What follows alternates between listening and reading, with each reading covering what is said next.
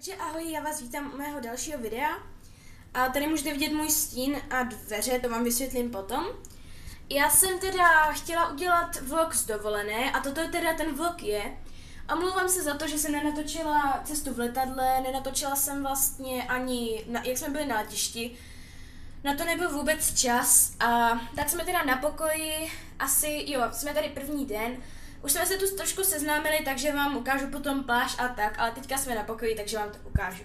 Takže tady to jsou teda dveře vstupní, tak když vyjdete, tak se podíváte tam. Ale tady máme vlastně skříně, toto jsou takové ty posouvací skříně. Potom tady je trošku jiná místnost a tou je koupelna, ale tady je tma jak v pytli, takže nevím, co se stalo. Jo, tady. Takže tady teda je koupelna, tady je takový záchod, ručníky, naše sukně a tak. Klasický umyvadlo, tady sprcha a tak. Takže, promiň, jo, a jsem tady s Kájou. A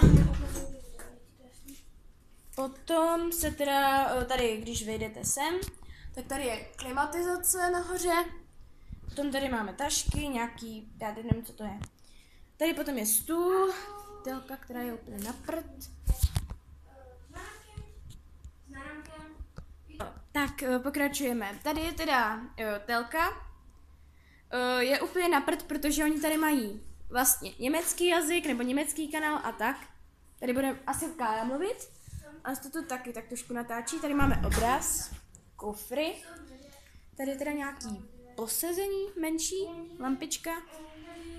Tady nám krásně uklidili vlastně naši postel, to je teda ta rozkládací vlastně sedačka. Nám udělali jakoby mašličky, mi to připomíná.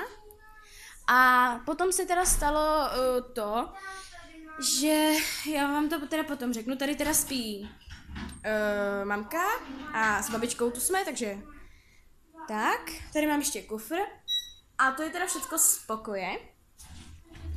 A já bych vám teda řekla ještě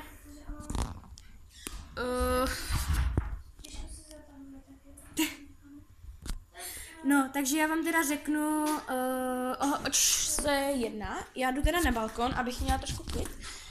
A, takže jsem teda na balkóně. Tady můžete vidět krásný výhled, úplně boží výhled. Tam jsou teda tobogány, bazény a tam vzadu je moře. To vám asi neukážu, to tady asi vidět nebude. Kdybych to nějak přiblížila, zaostřila. No, to je prostě jedno, ale takhle.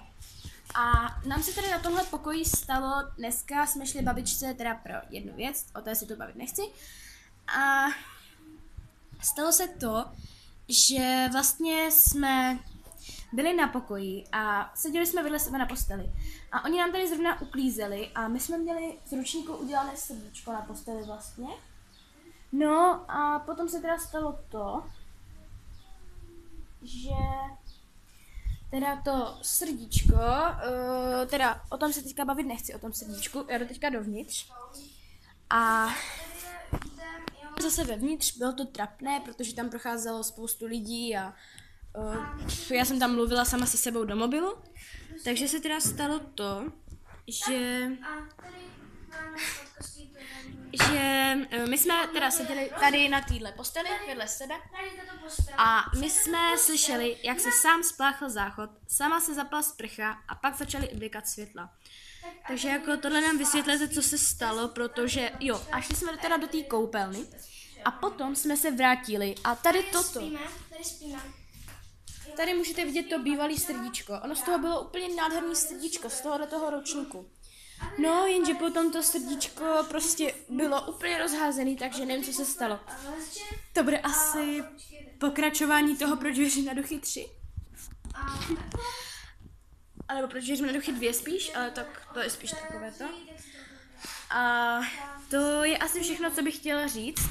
Jinak já teda sestříhám nějak to pěkně, jakože výletování. Jak třeba budeme, já nevím, u bazénu nebo u moře, prostě uvidíte.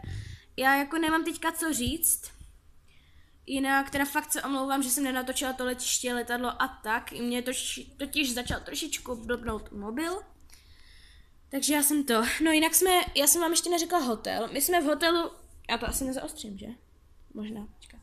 My jsme v hotelu vlastně Abu Dabab v Marsa Alamu v Egyptě, teda v Africe, ale prostě v té části, kde je Egypt. A je tady teda strašný vedro, jak můžete vědět, nebo prostě víte, že v Africe je vedro, tak tady je taky vedro. A teda pokusím se to nějak udělat. Já se teda musím vytočit. Tak, snad mě vidíte. Takže tohle je teda všecko z toho teda opakuje. Jinak potom tady je samozřejmě lednička, nějaký šuplíky plus nějaká další výbavička. A já jsem si... Vypadám zase jak debil, byli jsme teďka před chvilkou u moře a já jsem tam jaksi asi jakože se potápěla, takže mi to brutálně stojí. Mám afro. Kále teď mluví o tom příběhu, ten příběh prostě, my jsme si jako říkali spolu, co se stalo. A stalo se teda to, že... Cože? Pojď sem.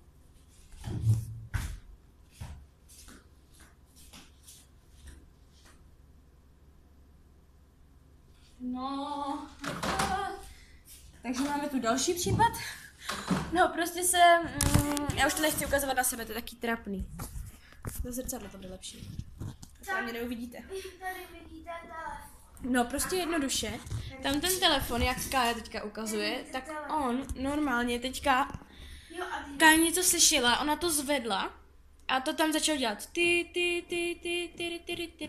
já nevím, jak to mám dělat, prostě jak když zavěsíte, to je úplný trapas, prostě tady dělá do videa. No, jo, ten babičin inzulín musím dát do ledničky. No, jinak, s tím mobilem jsme to vyřešili, ale furt je to takový divný. To je trapas to natáčet do toho. No, za tu klimatizaci se omlouvám, tady je strašný vedro, musíme to tak si mít zaplý. No, ale teďka k tomu, ono vlastně, já určitě slibuju, že vyjde, jako ne, že udělám nebo natočím videjko, který bude vlastně, že si na Intošu najdu něco o tomhletom hotelu a zkusím si teda přečíst, co se stalo, protože tohle bylo strašně divný. Jako třeba, kde to bylo jako natočený, kde to bylo natočený, postavený. Co to bylo? Jdeme.